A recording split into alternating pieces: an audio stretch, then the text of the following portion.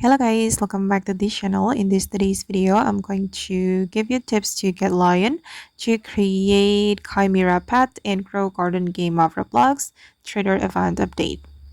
Okay, let's get into it guys. In this update, we will need lion to create Chimera pet.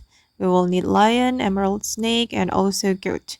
And if you want to get lion, you just need to wait for this safari merchant to appear in the garden, and it will randomly appear, and if you're lucky you can buy the lion pet from here.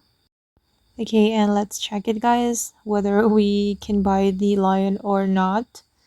Oops, it has no stock, so we need to wait for the next safari merchant to come to this garden.